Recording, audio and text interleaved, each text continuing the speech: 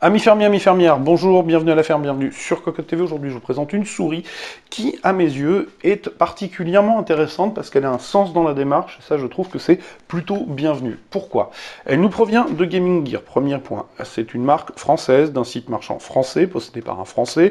Alors, je ne suis pas particulièrement chauvin, mais de manière générale, c'est plutôt pas mal quand même, il faut le reconnaître. Certes, elle est fabriquée en Asie, comme tous les composants informatiques, mais on se retrouve donc avec quelque chose qui a été développé en France, et ça, c'est plutôt un bon point. Le deuxième point, c'est une démarche dans la durabilité, c'est-à-dire que c'est une souris, vous pouvez, si jamais elle venait à tomber en panne, malencontreusement, les taux de SAV, pour avoir discuté avec le propriétaire de la marque, sont plutôt très bons, c'est-à-dire qu'on est vraiment sur une souris assez fiable, et bien pour autant, on a des pièces détachées, ce qui permettra de la réparer. Et ça, je trouve que c'est quand même pas mal. Et le troisième point, qui est quand même pas des moindres, eh bien elle est pas chère, 49,90 € pour une souris au goût du jour, qui pourra rivaliser avec des grandes marques, ça c'est sûr, et qui sont bien plus chères. Donc pourquoi ne pas se tourner vers Gaming Gear? C'est plutôt une bonne idée. Alors, ce que je vous propose, c'est de faire le tour, rapidement du bundle, du packaging, décidément. Alors, le packaging, eh bien, vous le voyez, on a un dragon tout en fumée. Pourquoi? Parce qu'elle s'appelle Dragon Slayer, et c'est le modèle DS01. On retrouve le nom. Au dos, vous le voyez, on a une coque consensuelle, on va y revenir. Donc, une souris présentée avec les points forts de la souris, les spécifications techniques. Donc, on a quelque chose de pas mal. Sur l'intérieur, on va retrouver une boîte à rabat, je vais revenir sur cette partie-là tout à l'heure, la coque, le câble, la souris présentée. Donc passons rapidement au bundle qui est assez sobre, mais qui est plutôt intelligent là aussi, donc je vous reprends tout de suite. Alors, nous voici face au bundle, vous le voyez, on a un bundle tout ce qu'il y a de plus sobre, on a un manuel de l'utilisateur simplifié, mais on a aussi, et ça c'est assez intéressant parce que c'est suffisamment rare pour être souligné, un jeu de patins supplémentaire en téflon, et ça c'est quand même pas mal parce que c'est assez rare aujourd'hui sur les souris, et pour autant c'est une réalité, ça s'use. Alors la souris elle est là, ce que je vous propose c'est de la brancher, de vous reprendre avec un gros plan un peu plus précis, de façon à ce qu'on puisse aborder les détails de la souris, donc je reviens de suite. Nous voilà donc face à la souris, comme vous le constatez, eh bien, elle est RGB, c'était noté sur la boîte, j'en ai pas spécialement parlé, mais comme je vous le disais, tarif plutôt raisonnable, 49,90 €, et pour autant, on a à peu près tout comme une grande. Donc on va reprendre ça un peu dans le détail. Du côté de la finition, c'est plutôt tout bon, pas de critique à faire. La seule petite critique, c'est qu'on pourra dire, voilà, une jonction qui n'est pas forcément la plus heureuse ici, juste au bout de mon doigt. Pour le reste, c'est plutôt pas mal. Les ajustements sont précis, les bavurages sont nets, il n'y a pas de souci. On va retrouver un revêtement qui est assez doux, peu sensible aux traces de doigts. C'est pas du caoutchouc de silicone, mais c'est plutôt pas mal. Donc au niveau finition et matière, on est bien, d'autant que le plastique granuleux classique, quand on est à la plaque châssis inférieure, est très légèrement sur la face avant. Donc on a une coque qui plonge gentiment vers l'arrière.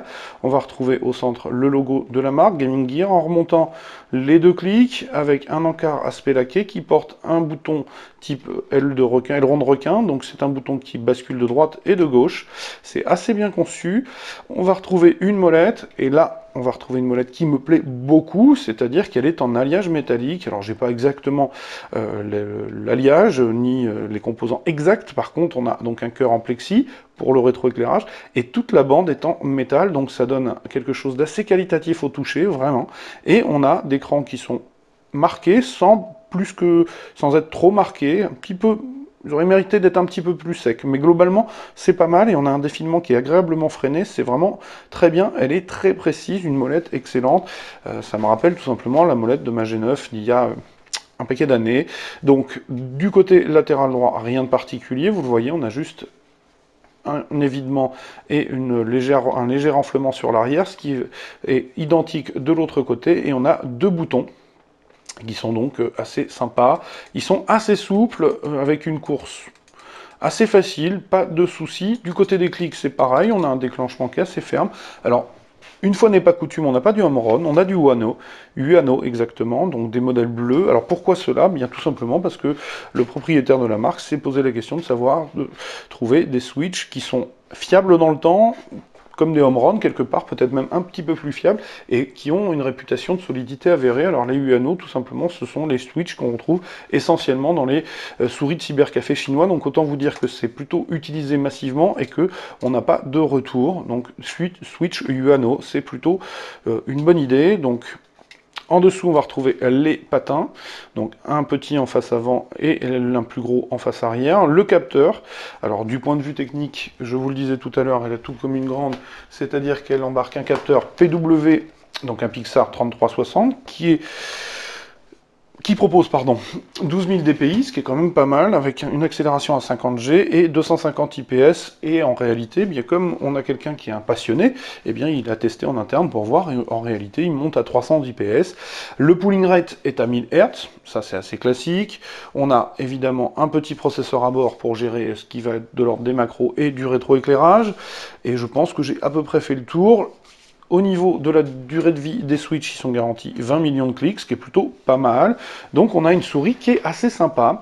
Et en fait, sa grande force réside dans une taille assez resserrée, ce qui permet de la maintenir assez facilement. Et on passe à peu près tous les types de prise en main sans trop de difficultés, voire sans aucune difficulté. C'est-à-dire que du côté du finger, on est pas mal. La réalité, c'est qu'on va retrouver par contre les doigts un petit peu haut, mais pas plus que cela, sur les clics. On peut passer un claw facilement, et là on est plus en avant, donc une course un petit peu plus longue.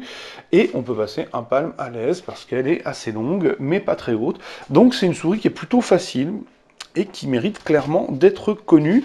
Le soft qui permet de la piloter est assez simple, il permet de faire l'essentiel sans que ce soit une usine à gaz, donc c'est plutôt une bonne chose encore une fois, et j'insiste sur le fait qu'elle est pas chère quand même, 49,90 €, avec du Pixar, avec du RGB, avec de la gestion des macros. Je pense qu'on a peu de souris qui s'annoncent à ce tarif-là. Quand elles sont à 29 ou 39 €, en général, elles font l'impasse sur 2 ou 3 petites choses, donc ça reste quand même pas mal, et j'insiste aussi sur la molette, qui est tout simplement excellentissime. J'adore cette molette et le contact qu'elle propose, donc vraiment une souris qui gagne à être connue, et une marque qui gagne aussi à être connue, d'autant qu'elle est française, et ça c'est quand même assez intéressant. Donc il s'agissait de la présentation rapide de la Dragon Slayer de Gaming Gear sur Cocotte TV. Comme d'habitude, je vais vous inviter à venir lire le test écrit qui paraîtra très très prochainement sur cocotteland.com. Je vous souhaite une excellente journée, je vous dis au revoir et à très très bientôt.